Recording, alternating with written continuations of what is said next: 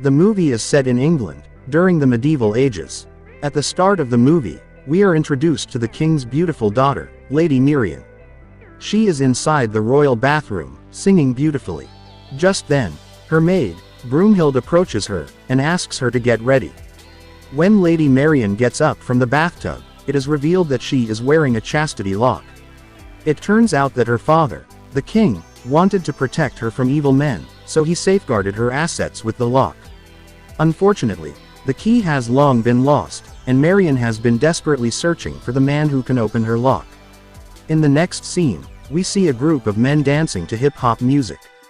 One of the dancers sings about how Prince John and his sheriff have taken over England, and are imposing heavy and unfair taxes on people.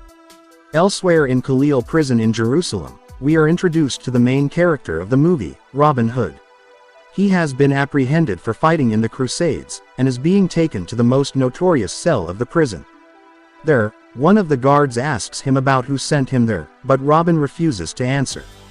As a result, the guard takes out a tongue loosener, and punishes him with it.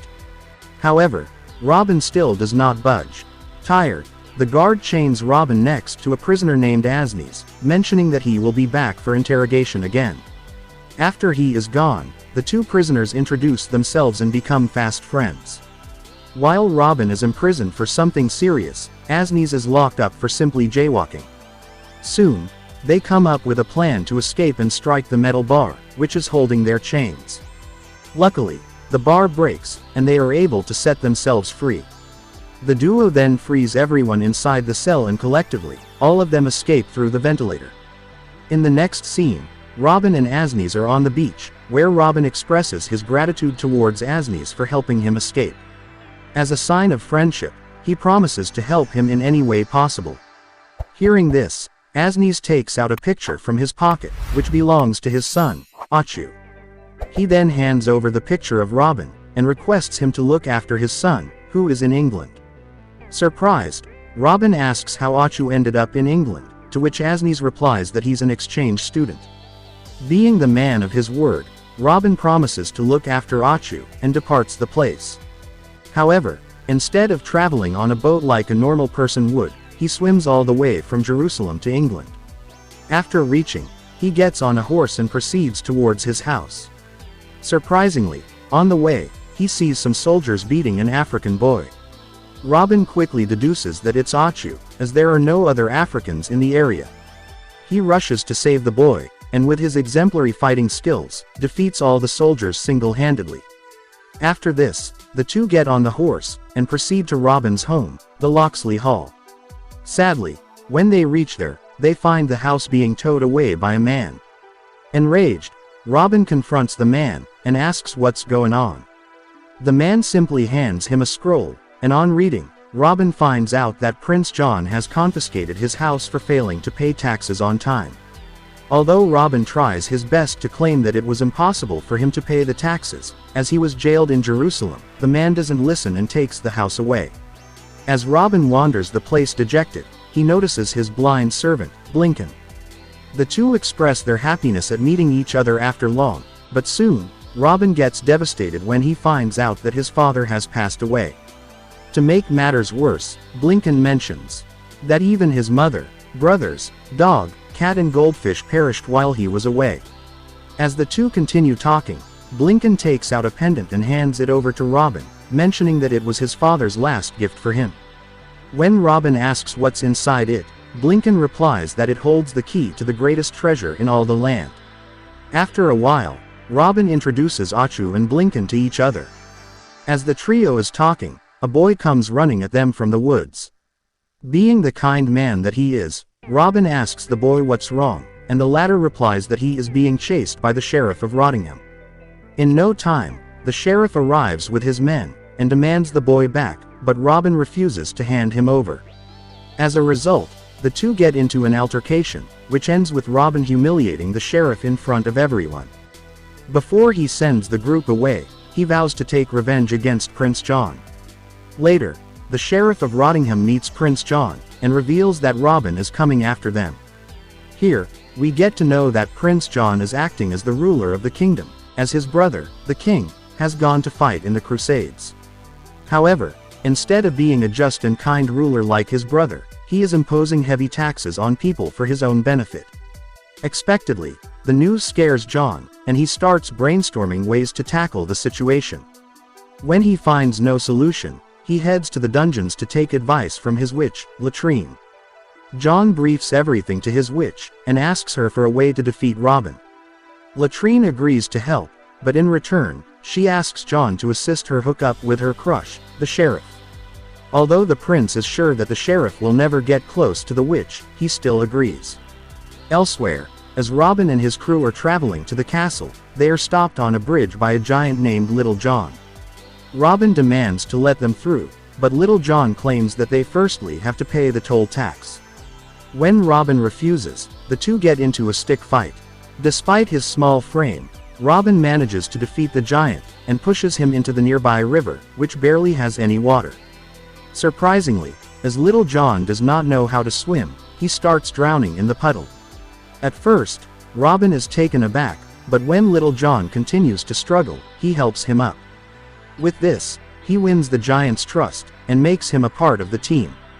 Before leaving, Little John calls his best friend, Will, who happens to be a dagger expert. He can slice through anything midair, with his insane dagger techniques. After the introductions, the group of 5 start their journey to Prince John's castle. Meanwhile, Prince John and the sheriff are having a party inside the castle. Soon, John's niece, Lady Marian, joins the duo and observes the celebrations. The sheriff, who is infatuated by Marian's beauty, immediately starts flirting with her, but the latter pays him no attention. Just then, Robin barges inside with a dead hog on his shoulder, and drops it on the royal table. John and the sheriff are left furious by the intrusion, but surprisingly, Lady Marian is impressed. Robin then introduces himself to Marian and kisses her on the hand. This enrages the sheriff, and he challenges Robin to a fight. Expectedly, Robin cleans the floor with the sheriff, so the prince is forced to call upon his guards. Robin fights valiantly for some time, but he is eventually outnumbered. When all hope seems to be lost, Robin's gang barges through the door and starts attacking the guards. In no time, they subdue all the bad guys, impressing the entire crowd, including Lady Marian. Before leaving, Robin warns Prince John to reduce the taxes, or else he will eliminate him the next time. In the next scene, Little John gathers some men to fight for the cause, but Robin fails to inspire them with his boring speech. Instead, he makes them fall asleep. Seeing this, Achu steps forward, wears his specs, and delivers an inspiring speech, despite it only being 3 sentences. The crowd gets riled up, and they agree to fight with Robin, against the tyrannical Prince of England.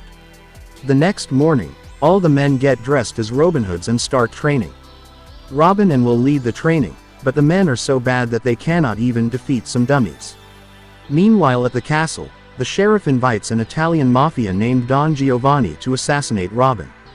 Giovanni has come with his 2 associates, Dirty Ezio, a mute assassin, and Filthy Luca, a multiple-time gold medalist in archery. After a bit of chatting, the two come to a conclusion that they will lure Robin by organizing an archery competition in the palace, and Filthy Luca will defeat him in it. When the crowd turns against Robin and calls him a loser, Dirty Ezio will assassinate him secretly. The plan makes everyone excited, and even Dirty Ezio, who cannot speak a word, starts laughing. Surprisingly, Lady Marian is hearing the entire conversation through her balcony. Worried, she immediately wakes up her maid, Broomhild, and briefs her about the situation. The two discuss for a while, and decide to sneak out of the castle and warn Robin of the impending danger. Marian calls her horse, jumps onto it and lands safely, but when it's Broomhild's turn, her horse simply moves away, causing her to drop onto the floor. After a while, they reach Robin's camp, and Marian reveals the sheriff's evil plot to them. At first, Robin vows to stay out of trouble, but when Marian mentions that the palace is going to organize an archery competition, he starts having second thoughts. Even if his life is in danger, he has to attend a festival, if there is an archery competition in it. Following this, Robin puts on a show for his men, and starts singing behind a curtain in an operatic voice. Although he takes out his sword, the boys on the other side of the curtain think that he has taken out something else. After the performance is over, he takes Marian to a secluded place to express his feelings for her. However, as he proceeds to make out with her, he realizes that she has been locked with a chastity belt. Marian then reveals that her overly protective father put the device on her, so that she cannot have any fun before her marriage. Hearing this, Robin tries to kiss her, but they are stopped by Broomhild, who mentions that they are getting late. With this, the two depart on their horses, but not before vowing to meet Robin again. In the next scene, we are taken to the palace, where the annual archery competition is about to commence. Several skilled archers have come from all across the land, hoping to win the ultimate prize. As expected, Robin's men are also there, but they are disguised as women. On the other hand, Robin has worn the attire of an old man. Soon, the competition begins, and only two men are able to hit the bull's eye. The two men are none other than Filthy Luca and Robin. Seeing him, the sheriff immediately deduces that it is Robin in disguise. Meanwhile, Dirty Ezio is hiding in a nearby tower, ready to shoot at Robin.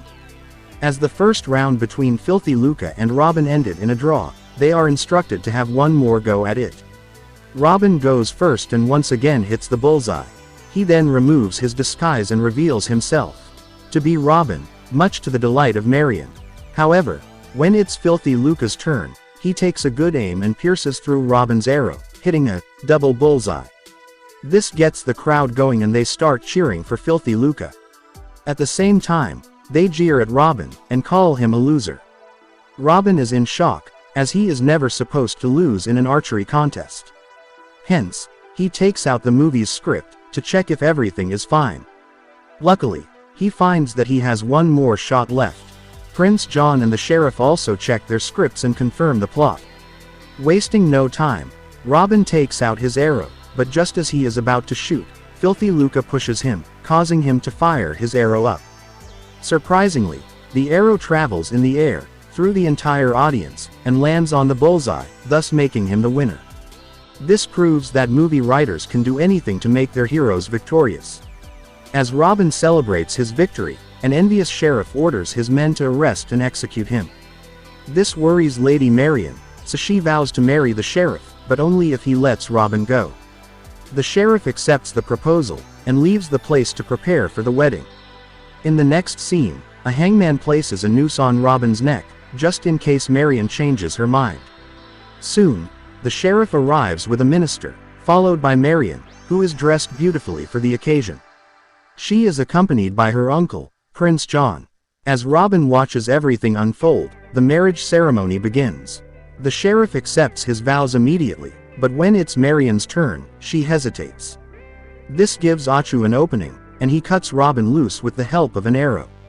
With this, an intense battle ensues as Robin's men start fighting with the guards. Amidst the chaos, the sheriff grabs Marian, and forces her into his room, attempting to make love with her. However, as he proceeds to deflower her, he notices the chastity lock on her. Determined, the sheriff brings a drilling machine, and attempts to break the lock, but it's of no use. Just then, Robin enters the room, and challenges the sheriff to a duel. The two go back and forth, and during the action, Robin's pendant shatters and a key emerges from it. Surprisingly, the key lands on the lock, and fits perfectly, implying that Marian's virginity is the greatest treasure in the land. The boys are distracted for a while, but soon resume their fight. After a lengthy tussle, Robin accidentally stabs the sheriff with his sword. As the sheriff lies injured on the floor, Latrine approaches him and mentions that she has a pill, which can save him from death. However, she will only provide him with it, if he promises to marry her. With no options left, the sheriff agrees, and after being saved, he is dragged away by Latrine. In the final scene of the movie, Robin and Marian get married in front of everyone. Just then, the king returns from his crusade and condemns his brother from being cruel and evil.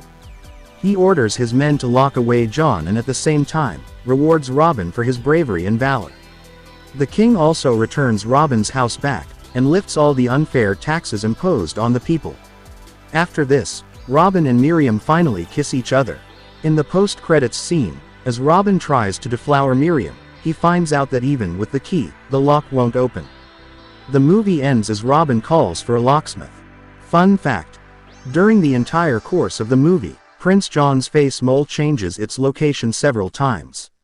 Subscribe for more videos like this, turn on the notification, and leave a like to help the channel out. Thank you for watching.